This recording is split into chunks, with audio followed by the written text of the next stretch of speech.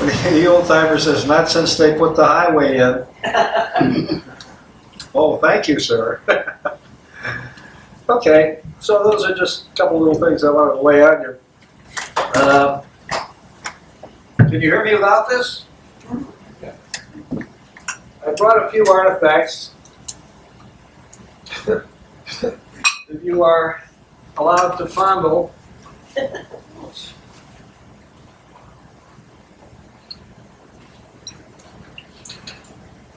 This is a Spencer carbine. It's authentic and very expensive, and it was issued to Western troops, all right? Hopefully it's not loaded. It has a tube that goes into the stock and contains 7 rounds of about 56 caliber ammunition. You'll hear more about the Spencer because it's probably helped us win the Civil War.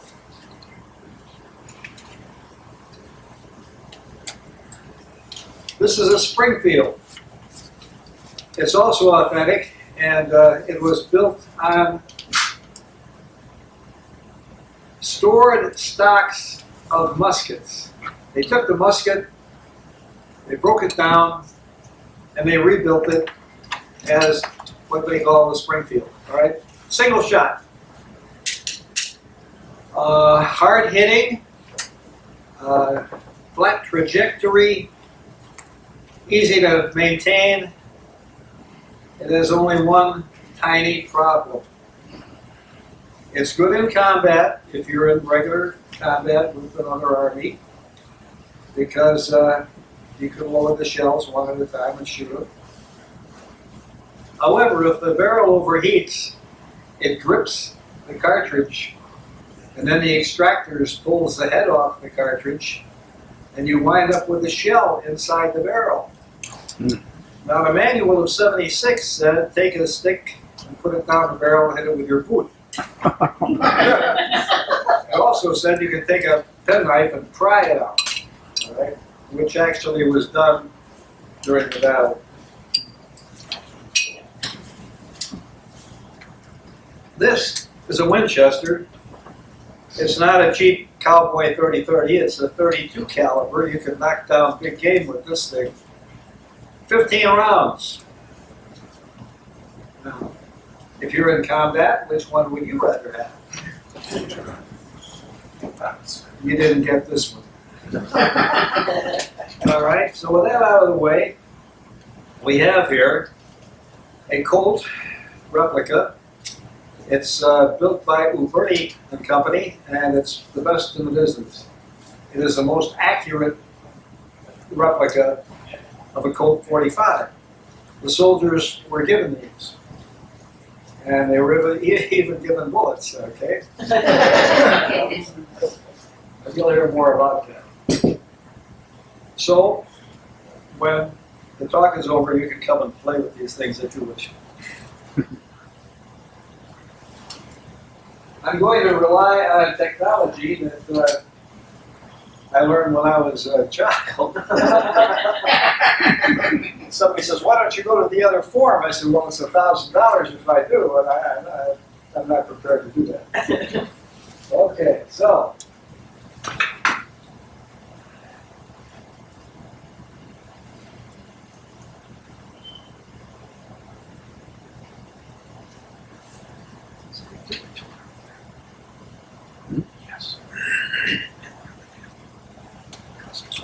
In 1934, just after, can you hear me? Or yes. I'll put this down here, maybe. We'll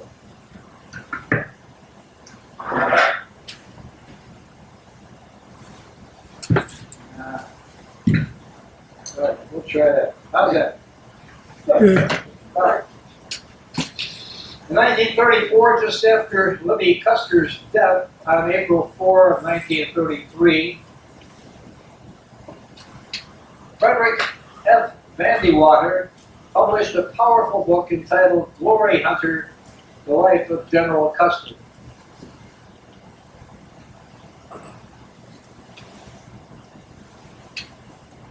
Without any attempt to go into Civil War records, he depicted Custer as an egomaniac, a bully, a braggart, an unprincipled social climber, a poser who squandered the lives of his soldiers, and a fabricated hero whose early death was richly deserved. Other writers followed suit, basing their works largely on bandy water. Hollywood came close to telling the real story when they died with their boots on, starring Harold Flynn and Olivia de Havilland. In 1970, Richard Mulligan played Custer as a certifiable nutcase in Little Big Man, starring Dustin Hoffman, a fantasy for the baby boomers. Finding shreds of truth if you look and read is what has brought me here tonight. If you think I detour from the main theme, I assure you, knowing the man, his motivation, and the tools he had to use is essential to understanding the tragic conclusion. It's obvious to me that Custer was not happy with his coursework at West Point. West Point trained future engineers. If you were good at math and science, you could graduate at the top of your class. If not, you would have to struggle. Custer found diversions by breaking rules. His last episode occurred when he was serving as officer of the day and failed to break up a fist fight between two cadets. In fact, he shouted to the crowd, "Leave them be, let them fight it out." He graduated at the bottom of his class. The only thing that saved Custer was the Civil War. The Union Army needed lieutenants badly. They allowed him to graduate. Lieutenant Custer's first assignment was Company G, 2nd U.S. Cavalry, attached to General Irvin McDowell's army at Centerville on the day before the Battle of Bull Run, the first encounter between Union and Confederate troops.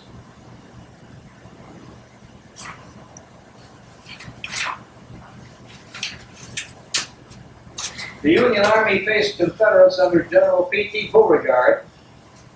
Okay.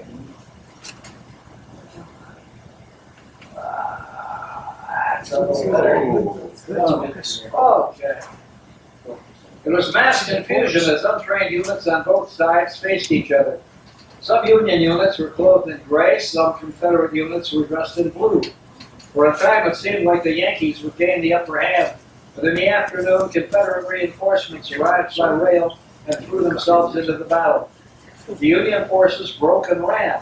Lieutenant Custer remained cool and kept his command together as those around him fled the field. Custer cleared a bridge over the Bull Run River that was jammed by a mob of frantic fugitives and led an orderly withdrawal. He was cited for bravery. Thank you. General McClellan devised a scheme to capture Richmond by landing his troops on a peninsula between the York and James Rivers and driving a wedge between Confederate forces. During what came to be known as the Peninsular Campaign, Lieutenant Custer was attached as an assistant to the chief engineer on the staff of Brigadier General William Smith. Custer frequently volunteered to be sent aloft to observe Confederate movements in a new invention by Thaddeus Lowe, a gas-filled balloon. Of course, in doing this, Custer became a target for Confederate sharpshooters. Once they dug a pit and placed a loaded cannon barrel in it, they get a better angle that they hoped would bring the balloon down. It failed. In his spare time, Custer took every opportunity to get into action. At Williamsburg on 15 May 1862, he joined in an infantry assault on a Confederate redoubt and led their charge on horseback, capturing a captain, 5 enlisted men, and a battle flag, the first rebel standard ever taken by the Union Army of the Potomac.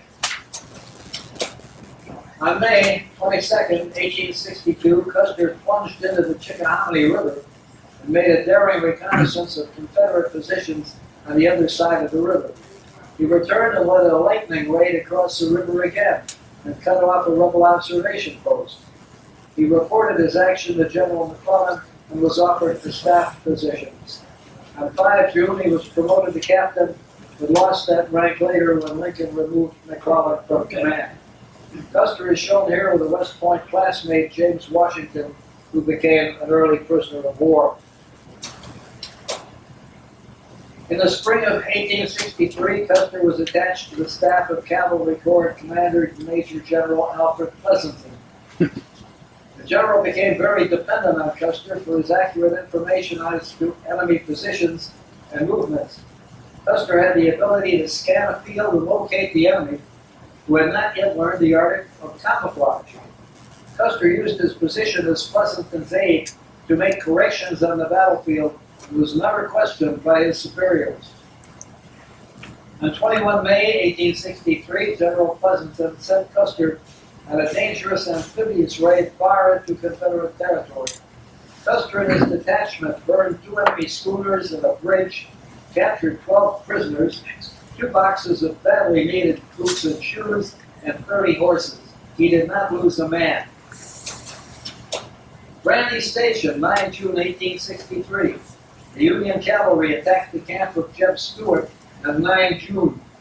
When his colonel was killed and the unit surrounded, Captain Custer took command of the 8th New York Regiment, as well as the 8th Illinois and the 3rd Indiana, and led a saber charge to safety right through the Confederate lines. His force of personality produced immediate results. Nobody questioned his orders. Aldie, 17 June 1863. When one Union regiment broke, Captain Custer rode with the 1st Maine Cavalry to counterattack the Confederates and end the battle. His horse bolted and carried him inside rebel lines. His wide-brimmed hat led the enemy to believe he was one of their officers, and he was able to cut his way out before they realized his mistake. Custer, Wesley Merritt, and Elon J. Farnsworth were promoted to Brigadier General, 1 star, by General Pleasanton. They had exhibited leadership and daring. They would fight. Custer, only 23 years old, was given command of the 2nd Brigade of the 3rd Cavalry Division. July 1 to 3, Battle of Gettysburg. After 2 days of vicious fighting on the right and left of the Union line holding Cemetery Ridge, Lee prepared to assault the Union center. His Confederate cavalrymen were moved into position to assault the Union rear, while Lee's forward regiments held them in front. Hanover, 3 July 1863. Custer, with only a single cavalry regiment, the 1st Michigan, charged 8 regiments of Confederate cavalry, commanded by General Wade Hampton and General Fitzhugh Lee. They were soon joined by portions of the 5th and 7th Michigan. The Confederates were stopped by Union cannon fire.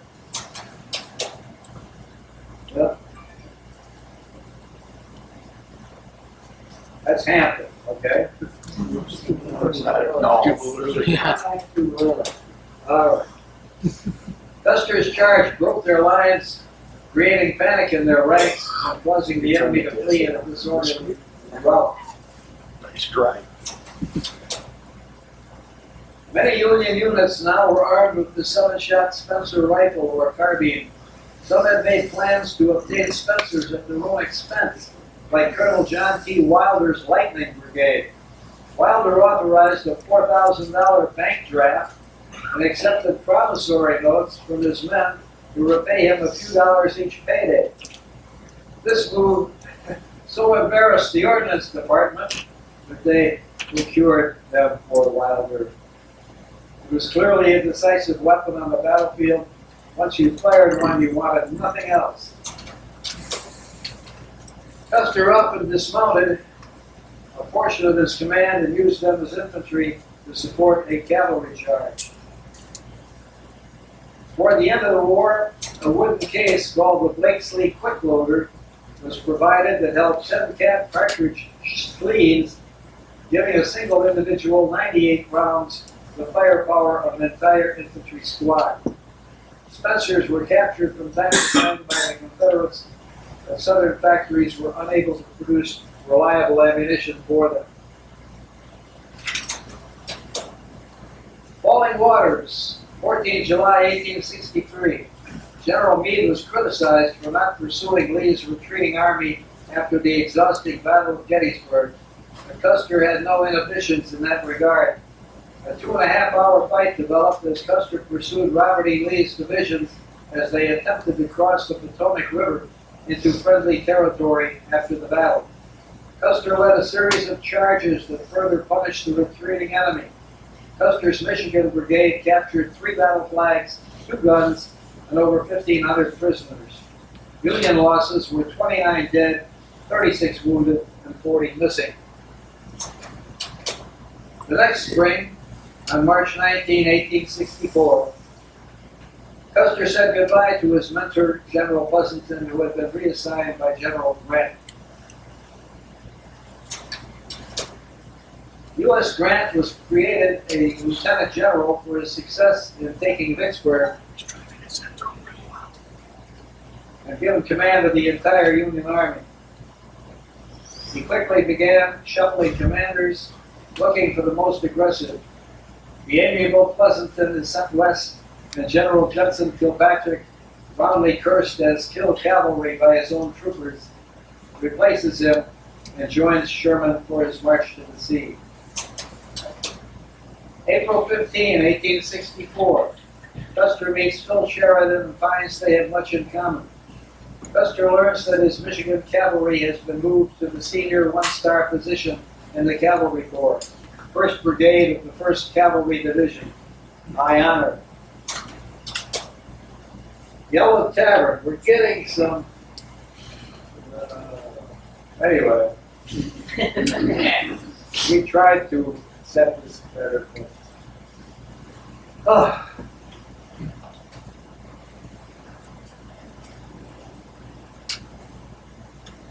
Yellow Tavern, May 11, 1864. Sheridan, with 3 divisions, moves to raid Richmond and is blocked by Jeb Stuart and 2 brigades. En route, General Custer destroys miles of Confederate rail lines and frees 378 Union prisoners. They were being marched to a railroad station at the village of Beaver Dam to be sent south into internment camps. The 1st and 6th Michigan seized 2 trains and discovered 200,000 pounds of bacon and large quantities of flour, meal, sugar, molasses, and liquor, composing 1,500,000 rations for Lee's army, as well as medical supplies, hospital tents, and a few hundred racks of rifles. Custer let his troopers fill their packs with bacon and flour, then burned the station, the trains, and remaining supplies. Continuous pursuit under continuous fire, Custer leads his regiments to charge and capture a battery of Confederate guns. Jeb Stuart is killed by a Union sharpshooter as his Confederate cavalry turns and counterattacks the 5th Michigan. Note Custer's uniform. Custer was the most conspicuous officer on every battlefield he fought. 50 Confederate sharpshooters were detailed to kill him on sight. Trevelyan Station, June 12, 1864. Surrounded on all sides, Custer's regiments are cut off and blaze away with Spencers until rescued by troops under Brigadier General Wesley Merritt, who split Confederate General Wade Hampton's line in half with a headlong cavalry charge. Winchester, 19 September 1864. Sheridan, with the aid of a furious charge by the remnants of Custer's Michigan Cavalry Brigade against a brigade of more than 1,600 rebel infantry, defeats Confederate Major General Jubal Early, driving him out of Winchester. Custer's 500 cavalrymen brought in 700 prisoners, including 52 officers, 2 ammunition caissons, and 7 flags. Custer rode far ahead of his 3rd Cavalry Division at Tom's Brook on 9 October 1864. He wanted to bow to his old friend Tom Rosser, who, before routing him in his command at Tom's Brook. While an artillery duel was open, Custer charged Rosser's main line. As the Confederates prepared to cut down the Union cavalry, they were surprised by a Union attack on their own flank and the rear. Rosser's men broke and ran back for 2 miles before they were rallied and able to use their artillery to stop Custer's advance and attempt a countercharge. Custer's guns opened up in turn and stopped Rosser. An aide to General Torbert arrived and smugly announced that General Merritt has captured 5 guns and routed rebel General Lomax. Custer responded by ordering a charge that resulted in the complete rout of Rosser's command. Custer chased Rosser for 10 or more miles, captured all of his wagons, artillery, caissons, and ambulances, as well as his dress coat and hat. The rout became known as the Woodstock Races, and Custer's officers and men proudly adopted red neckerchiefs, calling themselves the Red Tie Boys in his honor.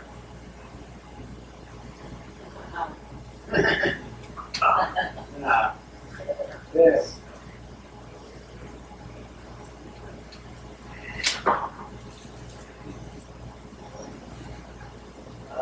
Right.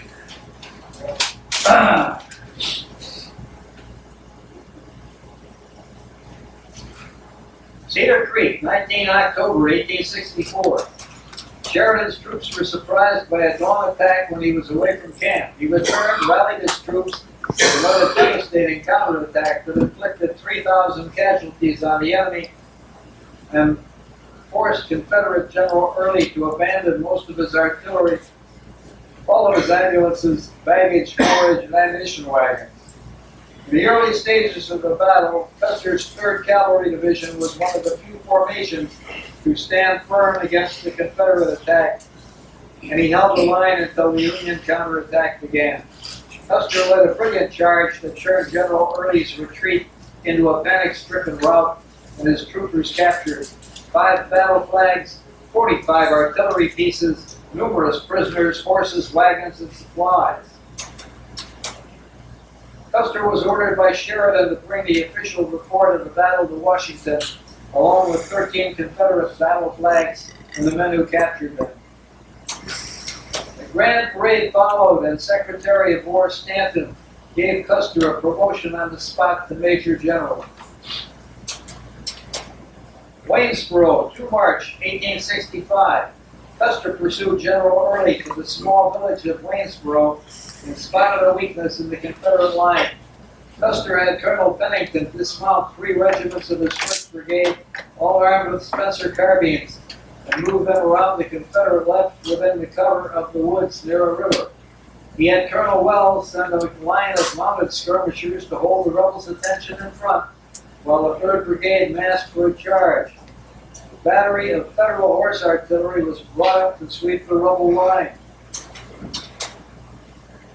When the trumpeter sounded charge, Union Colonel Whitaker's flankers surged forward out of the woods and emptied their Spencers into the backs of General Early's startled troops.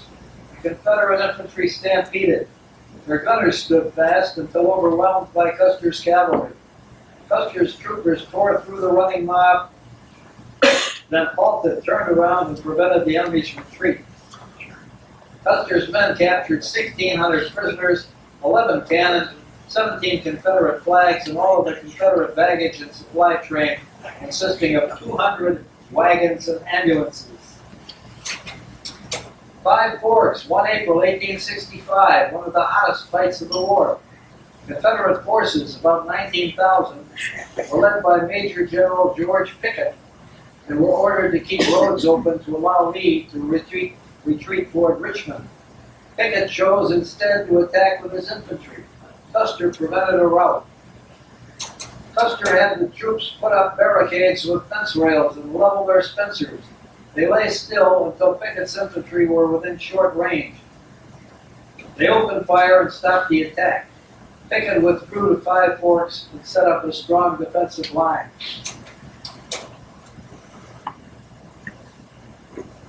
After a haphazard assault by Union General Warren on Pickett's lines, Custer led a charge of the 2nd Ohio halfway to the enemy front. He had the bugler blow down and saved his men as they dropped to the ground, rebel artillery and infantry fire sweeping over them as they lay there. Custer had promised a month's leave to any man who brought him a rebel flag. He leapt to his feet, jumped on his horse, and shouting, "Now, boys, for your 30 days furlough," led a charge over the Confederate breastworks and inspired his followers to follow him with blazing Spencers.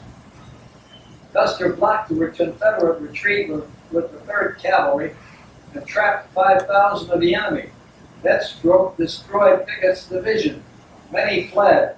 Custer captured 2,000 prisoners, 11 cannon, and 17 Confederate flags. The actual result was a loss to Lee of about 6,000 men, and it forced the Confederates to retreat out of Petersburg. Sailor's Creek, 6 April 1865, one of the last cavalry attacks of the war. The Union infantry gave support with a frontal assault while Custer's entire division charged the enemy flank, breaking through rebel artillery, shooting, slashing, or running down enemy soldiers. Thousands surrendered. Entire regiments threw down their weapons. Miles and miles of wagons and caissons were captured, along with 7 generals and General Ewell, who personally surrendered to Custer. Robert E. Lee, Appomattox, 8 April 1865.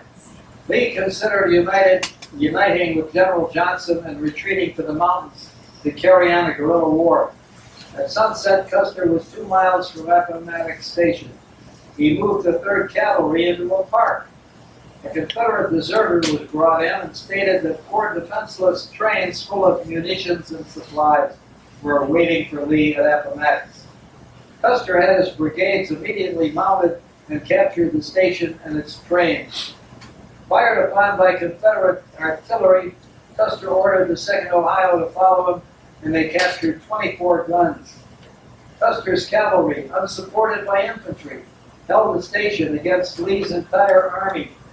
They were reinforced by black troopers from the 25th Corps and men from the 5th and 24th Corps. As the Confederates had no idea how much the odds were in their favor, despite being vastly outnumbered, Custer was about to order a charge when a Confederate officer rode forward with a white flag and asked for a truce. Before the day ended, Lee surrendered to Grant. Disregarding instructions from Washington to arrest Lee, Grant offered generous terms. Officers were allowed to keep their weapons, and the men were allowed to keep their horses, as Grant said, for spring plowing.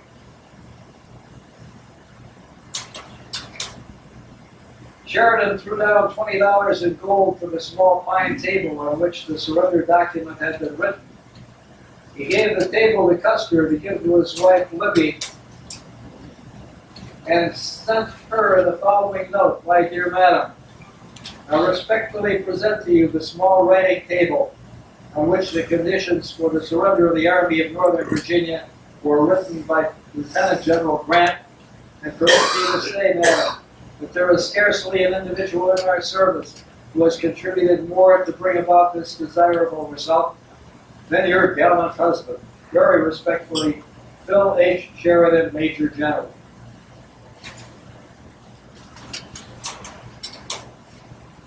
Victory parade down Pennsylvania Avenue.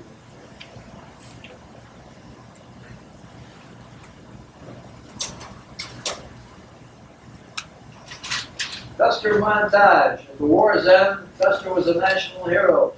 Even former enemies spoke well of him. And keep in mind, he was always in front. He did not tell them to go. He said, "Follow me," and went. Through battle after battle after battle, he was not injured. A couple bullets hit his uniform, but he was not wounded during the entire Civil War, even though there were people hired to kill him if they saw him, you know? The man is what? The Lord's blessed?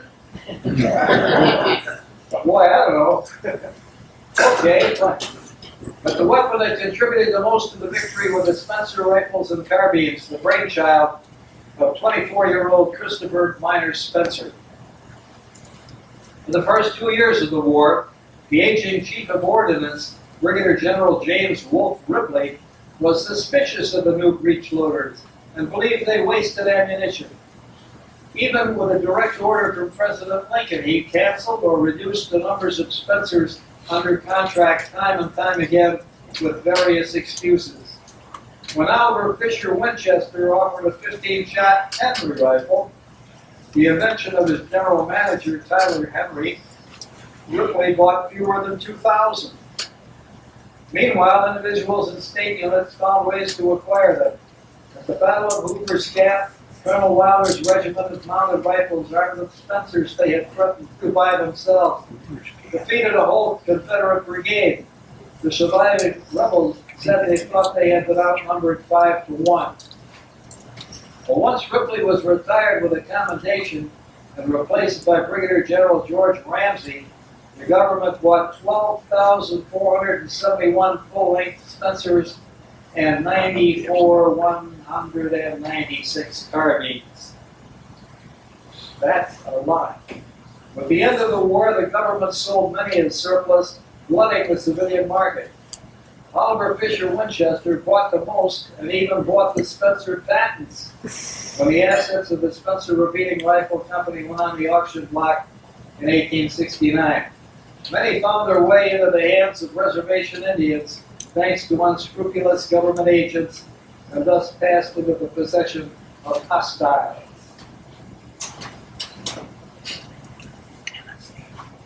With the war's end, Union forces faced demobilization. Some veterans were able to return to farms and fields.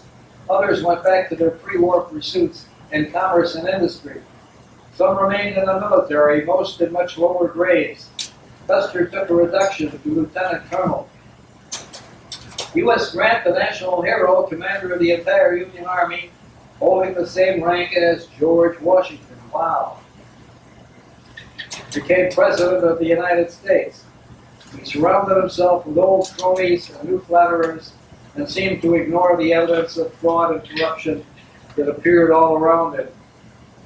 The whiskey ring, exposed by the pen of newspaper artist Thomas Nass, prospered, as well as the Indian ring, where the politically connected became Indian agents by paying a year's salary of $2,000 for the right person.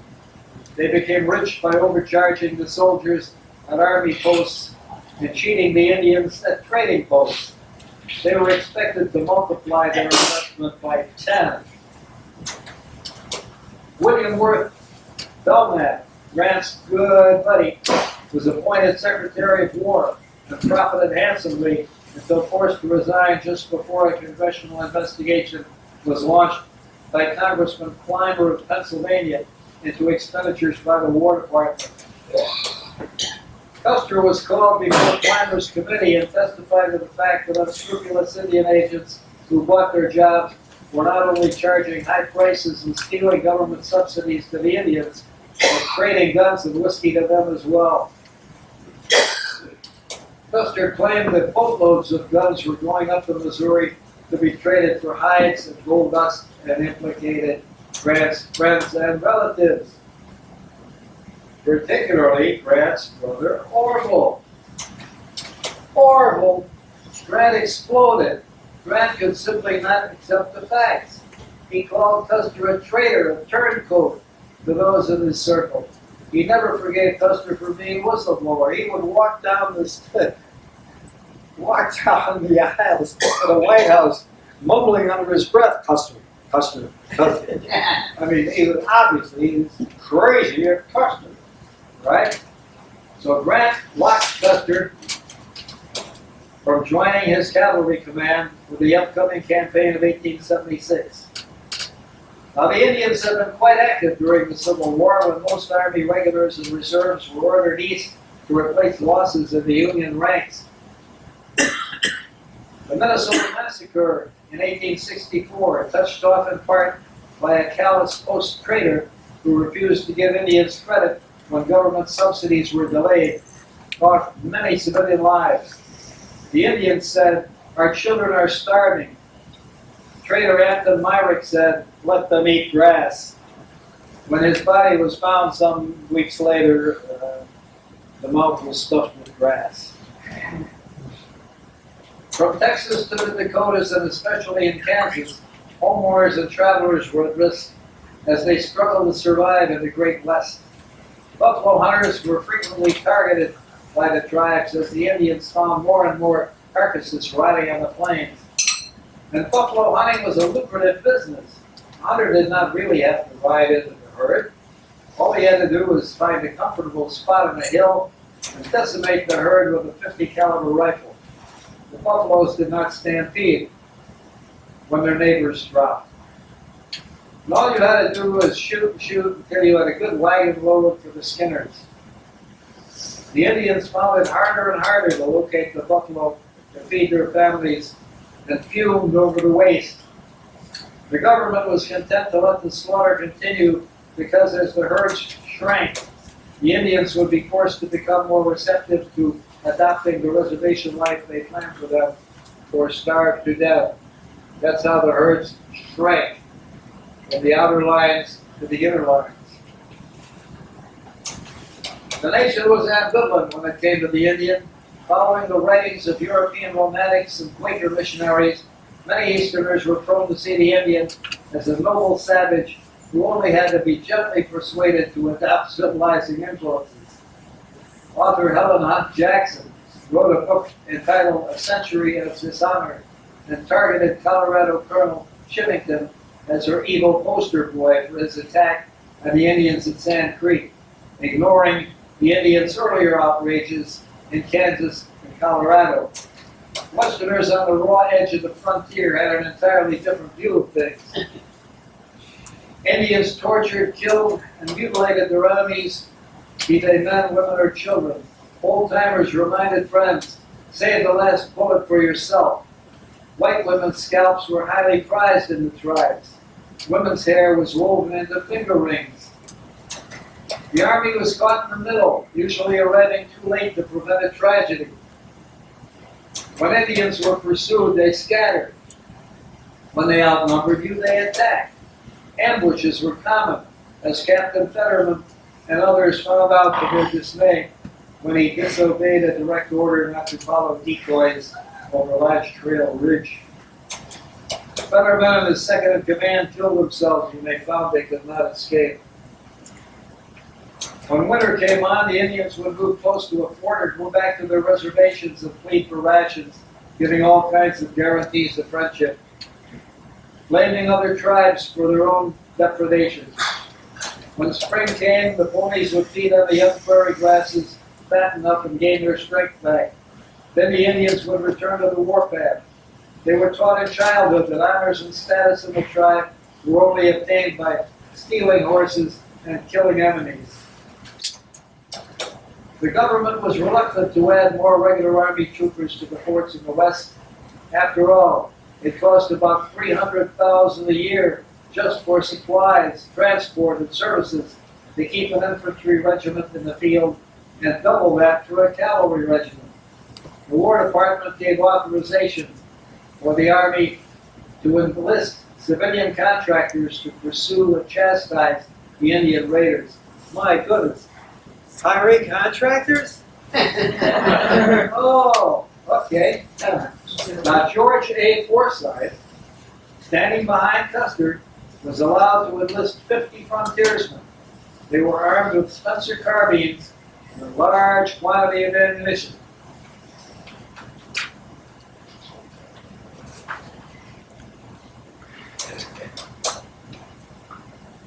We'll have to take a walk.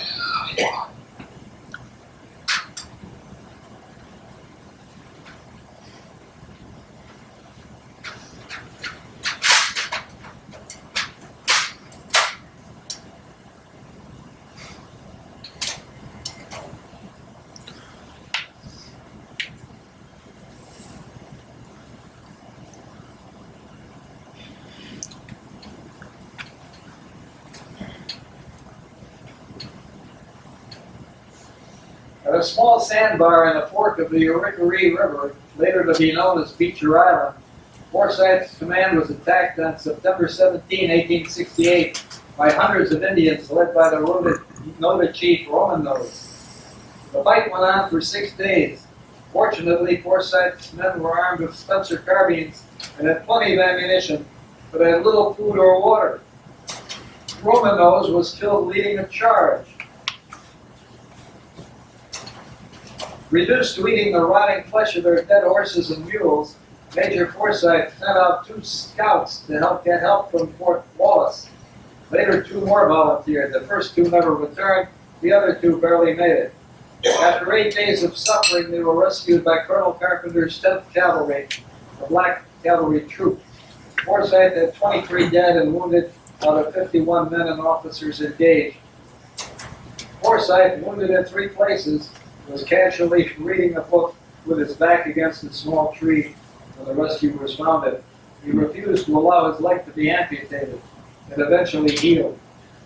It was later agreed by Army staff officers that a change in tactics was needed, and an attack in the winter, when the tribes lost their mobility due to weakened ponies, made much more sense. On 26 November, after a heavy snowfall, Custer followed a trail made by Indian raiders to the camp of Black Kettle along the Washita River and attacked at dawn. Custer had their 700 ponies shot, burned 1,000 buffalo robes, destroyed 1,000 pounds of lead and powder, and nearly 5,000 arrows. He took away 53 squaws and children. Spencer carbines gave them an edge once more. They soon realized that there were other camps further down the river now alarmed and swarming with hostiles. Custer formed his troops and began to move toward them aggressively. The Indians began to back away. As night fell, Custer reversed course and wisely withdrew his troopers from the battlefield. Major Elliott and his section were missing.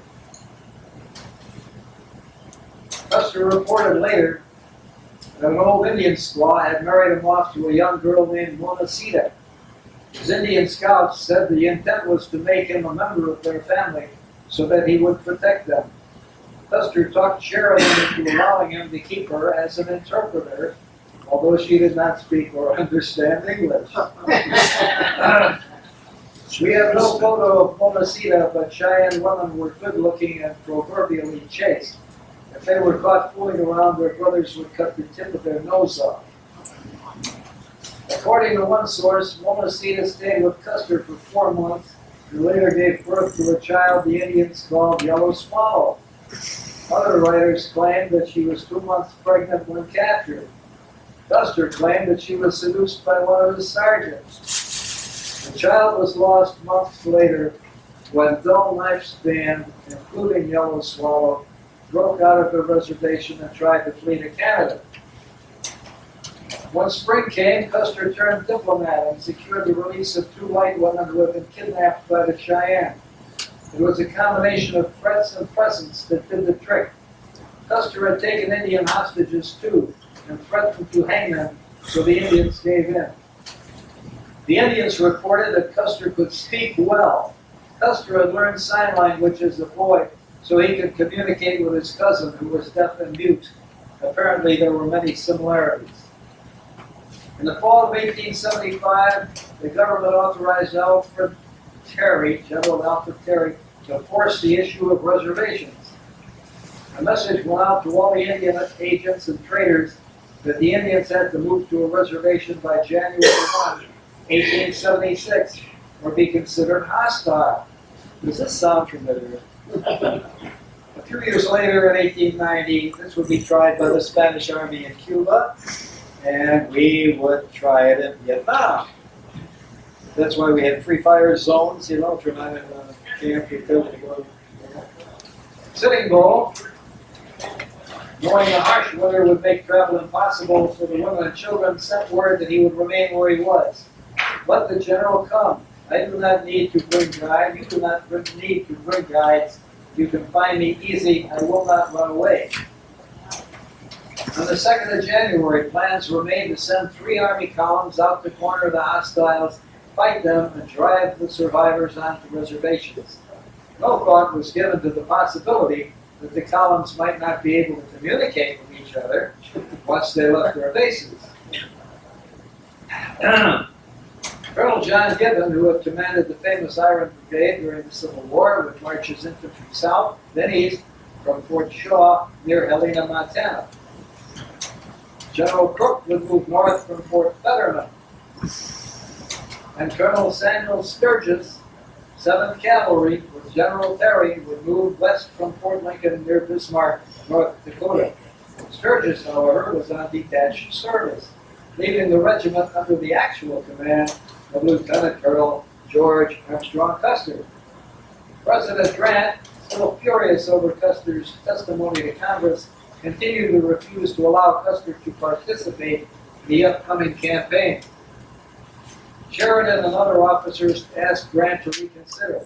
He stubbornly held his ground until Custer made a personal appeal to his sense of military honor. Custer returned to Fort Lincoln and began to assemble his staff. Major Marcus Reno would lead one division. Captain Benteen, who incidentally hated Custer for failing to look for Major Elliott following the attack on Black Kettle, would command the wagon train. And Scout Mitch Boyer would check the trails ahead. General Terry, Lieutenant Colonel Custer, and the 7th Cavalry moved out of Fort Lincoln on May 17 on their way to corral the Indians. The band played gaily and marched with them for a time. The officers' wives noticed a strange phenomenon in the sky, a reflection in the clouds of the moving column. Some had an eerie feeling that this might not end well. Custer's command consisted of 675 men, including scouts, guides, and packers. Several were members of his own family. On May 1, General Crook left Fort Fetterman and headed north with Colonel J.J. Reynolds leading the advance column. Reynolds attacked the village thought to belong to Crazy Horse. He lost 3 men killed and 1 seriously wounded. He burned the village, then lost his nerve and retreated. The Indian survivors traveled 3 days to the village of Crazy Horse, where they were given food and shelter. They agreed to join Sitting Bull and his Uncle Papa Sioux, and were well treated when they reached his camp. Crook aborted the mission, claiming his beef herd had been run off and he was unencumbered with sick, wounded, and men with frozen limbs. He started north again on May 29 and was attacked in the valley of the Rosebud. It was a draw. Again, Crook retreated. In writing his memoirs, we note that Crook took credit for one of Custer's Civil War victories. He really didn't need to. He had some success of his own fighting Indians in the Southwest in later years. Major Marcus Reno, sent out on a scouting mission, discovered evidence of large groups of Indians moving up the valley of the Rosebud River. Custer, hair cut short to hide his thinning hair, obtained agreement from General Terry to cut loose from the main column and follow the trail. He refused the offer of 2 Gatling guns, as they were drawn by condemned cavalry horses and would slow him down. He knew that they were not totally reliable and would have to be manhandled at times over the rough country. He also refused the addition of 4 infantry companies from the Montana column. He said that 7th Cavalry could handle it. When asked how many Indians he expected to encounter, he said no more than 1,500. Earlier he had said about 800. Well, just how many were there? The census of Reservation Indians had not yet been completed when Custer left Fort Lincoln. When the census reached Washington, officials in the Indian Bureau were astonished that so many Indians were unaccounted for. After the battle, a new census was conducted under Army supervision. At the Spotted Tail Reservation, not 9,610, only 2,315. At the Red Cloud Reservation, not 12,873, but 4,760. At Cheyenne River, not 7,586, but 2,280. At Standing Rock, not 7,322, but 2,305. How about that? Well, Indian agents were paid by the number of persons they supervised at the agency. To admit lower numbers was to have their income, rations, and allowances reduced accordingly. As they approached the Indian encampment, Custer and his chief scout, White Man Munson, stood on a rise of ground and looked toward the valley. Custer said he would be the next great white father. The scout said, "Too many Indians, too many to fight." Custer disagreed. Well, consider. The Indians could see the heat waves from the morning campfires. Custer didn't know what to look for. Custer sent Captain Benteen and the pack train off on a scout to the left, then outlined his strategy to Major Reno. His attack plan replicated what he had successfully used in the Civil War on so many occasions: a flank attack followed by a saber charge. Soften up the enemy with artillery fire. Wait a minute. Wait a minute. Where are the sabers? Only 2 were wrapped in a saddle blanket, 1 carried by an officer. Why not take sabers? Ignoring the fact that the Indians had a healthy respect for what they called the long knives, the sabers did rattle. They made noise. They might warn the Indians. Besides, they were considered out of style. Where's the artillery? They didn't take any. It would have slowed them down, remember? Custer's last words to Major Reno: charge their camp and I will support you with the whole outfit. Custer knew that the Indians, when surprised, would panic in a disorganized dash to save their wives and children. They did it every time when they were surprised. Reno's last view of Custer was on the ridge line. Custer waved his hat. Okay, so Custer told Reno to start the fight. Reno's command thundered down the valley. Whoa, what are they armed with? Springfield single-shot carbines. The 7-shot Spencer carbine was taken out of service by a decision of the Army Ordnance Board in 1873. Reno was a member of this board. Why? What was wrong with the 7-shot weapon that won the fight at Black Cattle's camp and saved the men on Beecher's Island? Whoa, here it is.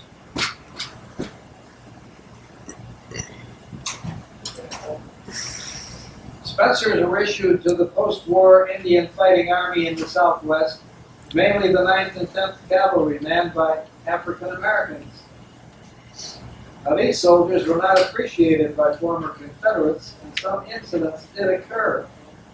Their white officers, well aware of the friction, kept their men busy when not on the campaign trail with the age-old tool of manual of arms. They even had competitions, all right? What's the manual of arms? Well,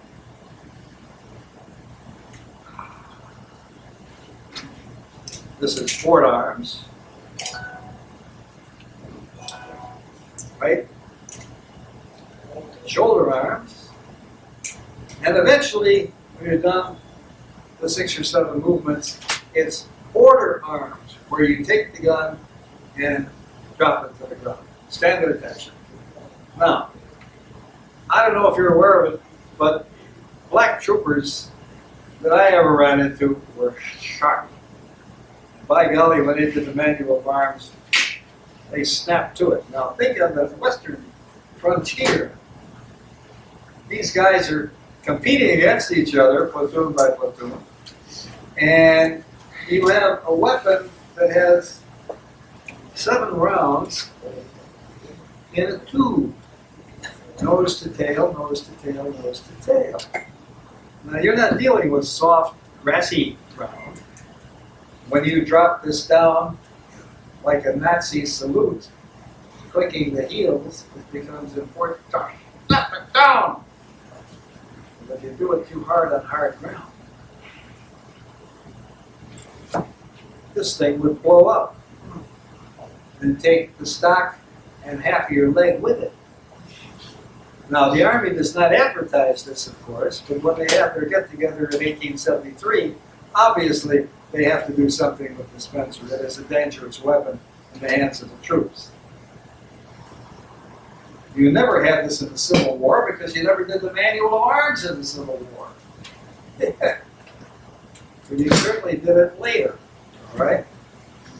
So they give it up and they turn it over to the Ordnance Department. They say, well, let's see, we have a whole bunch of stocks and barrels and stuff from the war in over here in the warehouse, and we just convert them into this nice looking, flat trajectory, single shot Springfield rifle. But unfortunately, when you're surrounded by screaming savages, you find the guns jammed. This is why the Indians said, and nobody believed the Indians, but the Indians said, the troopers were saying, John, John. In other words, help, help, here, take my gun. Because it wouldn't shoot. That was part of the problem.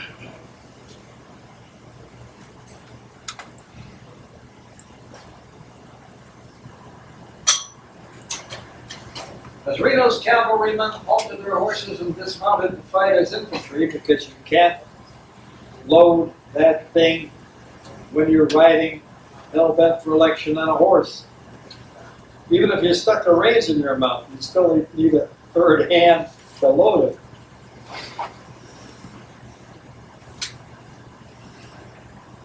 And they have to dismount about 200-300 yards ahead of the Indian camp. They've already fired a whole bunch of rounds into the camp, killing one of the chief's wives and 2 daughters. So the Indians recovered from their shock and counterattacked. Reno's men backed away into a stand of trees where they took cover. Quickly surrounded, they returned fire. The Indians admitted after the battle that if the soldiers had charged directly into their camp, they would have run away. Many had been sleeping off the effects of the night before when they celebrated the defeat of Crook. Now, Reno had been drinking heavily. One of his scouts, bloody knife, standing next to him, was hit in the head, showering Reno with blood and brains. Reno lost it. Reno jumped on his horse, yelling something unintelligible, then spurred his horse for the river. Some immediately followed, some ran, some hid. The Indians followed close behind, shooting, stabbing, and pulling soldiers off their horses as remnants of Reno's command reached the river, plowed through, and clambered up the shelf to the high ground. Colt single-action revolvers supplemented the Springfield carbines throughout the day as the Sioux closed in. The troopers grimly held on until Captain Benteen arrived with the pack train. They defended the ridge while speculating where Custer might be. Captain French sat in the circle, prying out cartridges with his penknife and reloading for the troopers to fire. Now this is a book that everybody should have a copy of. David Humphreys Miller was a half-breed who developed a great interest in the Custer fight. In the 1920s and 30s, he traveled the West questioning Indians who participated in the Custer battle. He would ask, where were you standing? Then, who was on your right? Then, who was on your left? What did you see? Then he would seek out the other Indians and ask them the same questions. He sketched their positions on the field and compared their stories. Now, Custer realized that the Indian encampment was much larger than he expected. But he led his command down Medicine Tail Coulee, which the Army would never admit, a break in a ridgeline that was dry in the summer. It led directly into the center of the Indian encampment. As most of the Sioux and Cheyenne were arming themselves and running toward the Reno fight, 4 young men were given guns and told to guard the women and children. 3 of the boys were named Calf, Roan Horse, and Bobtail Horse. They wanted to go to the fight, but they obeyed their elders. Suddenly they realized that soldiers were coming directly toward them down Medicine Tail Coulee. They dropped to the ground and began firing their weapons. Right here. One man, dressed in buckskin, was at the head of the column. He was hit and fell into the water. 2 soldiers jumped into the water and lifted the body out. At that point, the soldiers hesitated and began to back up in the coulee. They seemed confused. As far as we know, only 2 men were dressed in buckskin that day, Custer and Scout Mitch Boyer. The question we ask is, why would 2 soldiers jump off their horses to pull a scout out of the water? The soldiers reached the high ground and were soon surrounded by the Indians returning from the Reno fight. Led by Chief Gall and Crazy Horse, the Indians crept up the bluffs and showered the troopers with arrows. The cavalry horses were hit and killed or ran away carrying their extra ammo. Many Springfield carbines overheated and jammed. The Indians reported the soldiers tried to give them away and begged for mercy. Dust and smoke from black powder cartridges sharply reduced visibility. In the absolute panic that ensued, the soldiers had no chance. The squaws moved over the hill, finishing off the wounded.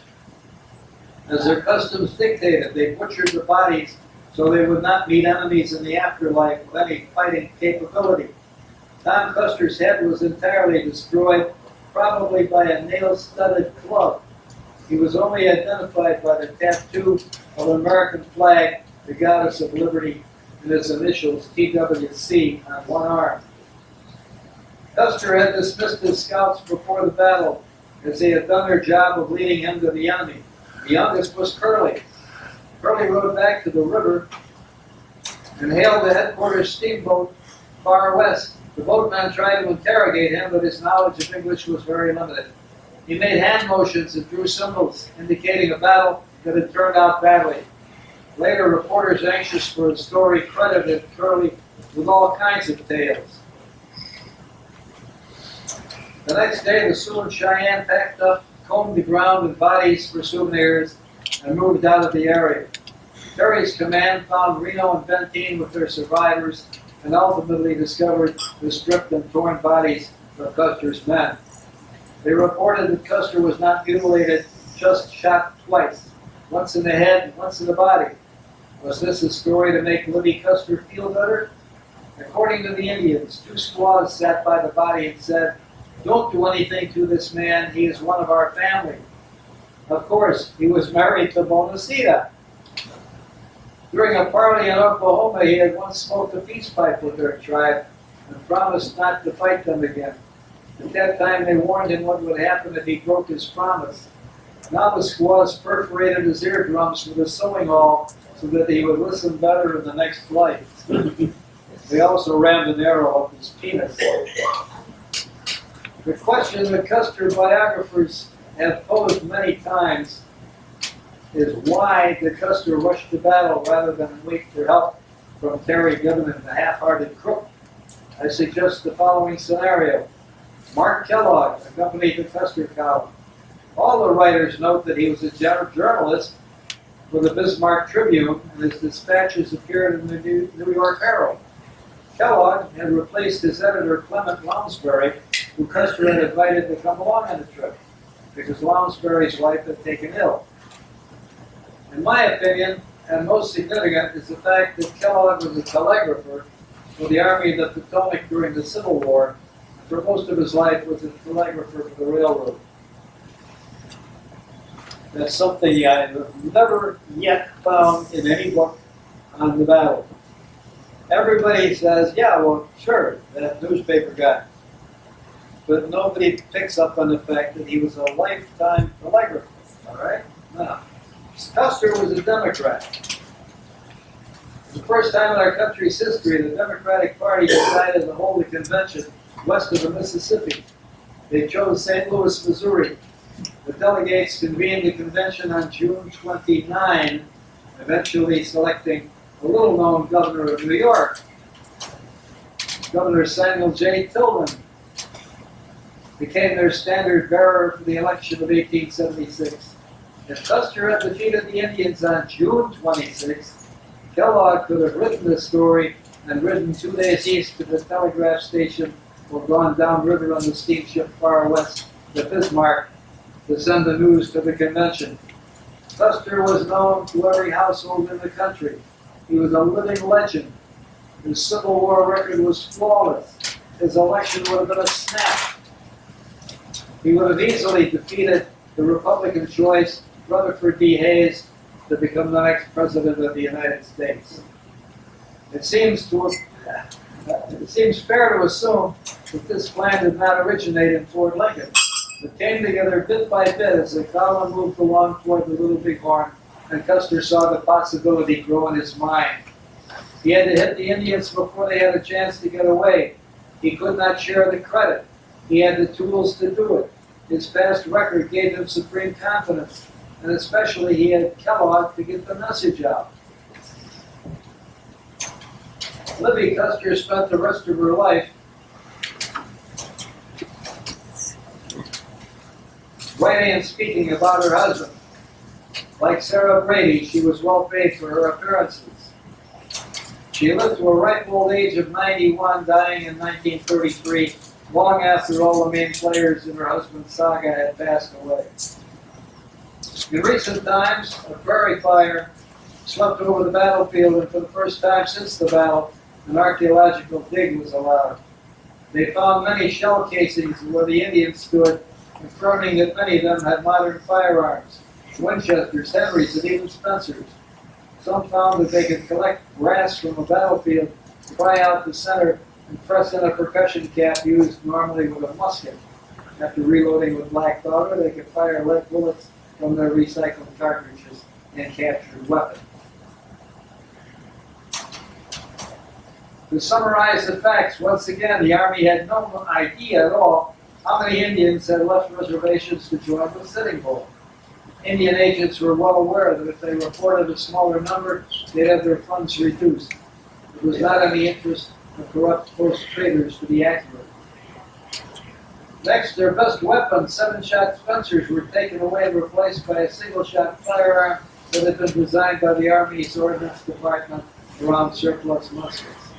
They were allowed only 12 to 20 rounds per man per year for training.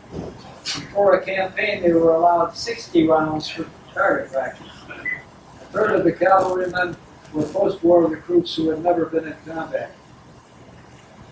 Major Reno could not charge the camp because the men could not reload on horseback. They had to dismount a half mile away from the Indian camp and fight on foot, giving the Indians time to recover from the shock and fight back. For their 1876 campaign, the cavalry received 100 rounds of carbine ammunition and 24 rounds of Colt 45. In a combat situation with rapid fire, as already noted, the Springfield barrel would overheat and seize the cartridge. The instructor would pull the head off the cartridge, leaving the rest stuck in the barrel. It is my opinion that their commander and his famous Custer's luck ran out seconds before he would have charged into the center of the Indian camp and thrown the Indians into a panic at a critical point in the battle. With their charismatic leader down, his command faltered, backed up, and fell apart. Indians racing back from the Reno fight swarmed over the broken ground around the ridge, which gave them perfect cover. Indian arrows showered on the Army horses, making it impossible to hold them. Spare ammunition carried in saddle packs was lost as they fled. In other words, it is my opinion that the first man hit coming down Medicine Tail Coulee was Custer, and because Custer had so much elan, so much, God bless him, so much power, that when their leader was shot, nobody knew what the hell to do. Let's get out of here. Think about it. The guy has led charge after charge after charge after charge, never been hit. Everybody follows him without a word, and now he's gone. What do you do when your leader is gone? Oh, wait a minute. Who's going to order a charge into the center of the Indian camp when the leader's gone? And that's why you kind of back away and wind up the way you do. Any questions?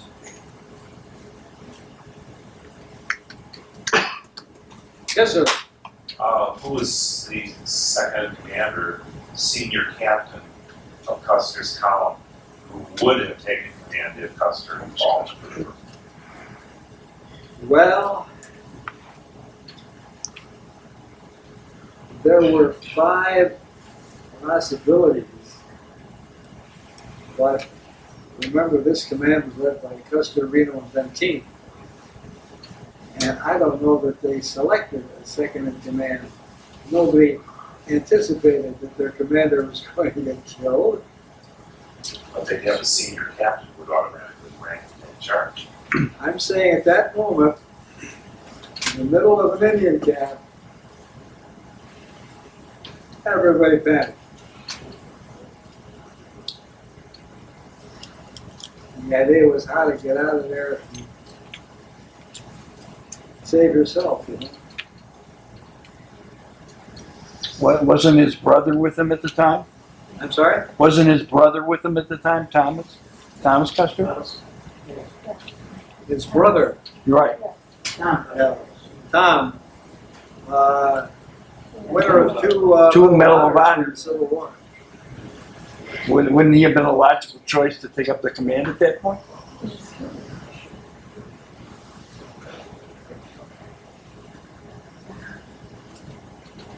All speculation, I know. Yeah, of course it is. but I'm saying that Custer had so much built-in power that when he went, the power went with him. Hello? Wondering if you read T.J. Styles' book on Custer, and if so, what do you think of? I'm sorry? Have you? Styles book on Custer. He doesn't even discuss the battle a little bit. I didn't think any more on that than I would on any other book. Everybody picks up a little bit of something, and nobody was able to put the whole thing together. And I don't think one author ever said Custer was the first guy to get killed coming down Medicine Tail Coulee. The Army fought the idea that Medicine Tail Coulee had anything to do with it. They were teaching when I was out there again. Styles doesn't even discuss the book. They were talking about Custer moving along the ridge until they went up to Custer Hill. And that's nothing. They were teaching nothing about coming down Medicine Tail Coulee. That was up to the Indians. And that's some of the stuff that comes in a book like this, written by an Indian or half-breed who went around questioning the tribes. And they all said the same thing. Well, we didn't tell anybody we were even there. We didn't want to get killed. Look what they did at Wounded Knee. He wrote this book after Wounded Knee, see? The Seventh Cavalry mopped up on the Indians in Wounded Knee. If somebody was foolish enough to show a gun. Well, Yes, two questions. First, when and how did the news of what had happened to Custer and the troops finally reach the higher command and so on? And two, did you see a series that ran on cable about 20 years ago called How the West Was Lost, in which they talked about the Battle of Greasy Grass, as Native Americans called it? I wonder what you thought of that. I can basically recall a little bit of that film, but I don't connect with what they said about the Custer fight. While Reno's people, and here again, a little inside stuff, according to Benteen, Reno wanted to skip out. He said, let's get the hell out of here. And Benteen said, stay where you are. And they're still fighting off the Indians, okay? Not as many as because a lot of them have gone to take part in the other part of the battle.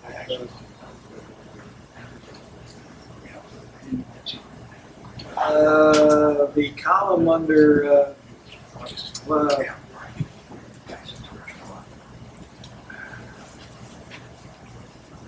I'm having a mental moment, but anyway, the rest of the column that was following them came on about a day and a half after the Custer defeat. And found the battlefield. Now, there's a lot of things about the battlefield that you got to keep in mind that the Indians have their customs and white men have their customs. Well, the Indians' custom was that they're going to tear you to shreds so you don't appear in the happy hunting ground in good shape enough to fight them. See, they thought they were going to carry the same thing into the happy hunting grounds when they died. So they were cutting off hands and feet and just everything awful. All right. I think Healy may have been next in charge after Custer went down. And there's a brand new book out by Dr. Tucker that has the exact same theory that you mentioned today about charging medicine carefully and Custer being one of the first, if not the first, to shot. Haven't seen the book, but yeah, maybe more people will come on and get the idea. It certainly explains how they fell apart at that point. I still believe that if those little Indian boys hadn't done the job, Custer and the troops would have probably driven the Indians right out of the field. I mean, because the bulk of them were with Reno at that point, and all of a sudden, your camp is going to be split in two by the enemy. I think they would have run for it. So, but ta-da, that's what happens. So I just want to look at that question. So you think Custer was shot at the water, and they just got back on a horse, and then you think he was already dead? They dragged his body back. Yeah. I think he took his body with him. And what do we do if your commander was hit? Right. We try to say him the same way with the Marines. You never leave them. I assume Kellogg didn't survive, right? Kellogg did not survive, no. When I got on to Kellogg, I was doing a shtick on Custer for the troops at Camp McCoy, where I was teaching with the intelligence school. And after I got done talking about Custer, an officer came up and he said, Custer had a telegrapher with him on the truck. I said, really? He says, yeah, he's buried up there in the cemetery in La Crosse. Well, he's not really, but there's a monument up there to him. And it took a couple of years for this to really percolate into my head. And so finally I went up to the cemetery, got a nice tour, and Kellogg's wife, father-in-law, and a monument to Kellogg are there. But Kellogg's body actually is probably on site somewhere. But telegrapher, who would have thunk it? And think of Custer with days of travel, thinking to himself, the convention is going to be on the 29th. If we can lick the Indians, I will be the great white father. He was not kidding. He probably would have been. But everybody kind of ignores that. Oh, that's bragging, trying to impress the Indians. I don't think so. Yeah. So the battle was the 26th, and at the convention on the 29th, they already knew about it. No. They did. When did the story come back? Well, it took, the battle was on the 26th. It wasn't discovered really until about the 27th or 28th. And then they had 2 or 3 days to get to the steamboat, and the steamboat came down the river, so it was probably a week before anybody really realized what had happened. Just think what a freaking, I don't know. I think Grant heard about it at the 1876 centennial, didn't he? What was it called? In Philadelphia. In July. Philadelphia, yeah. 4th of July of the centennial, yeah, it was announced. Yeah. Yeah. Well, anyway, you're welcome to take a look at the weaponry.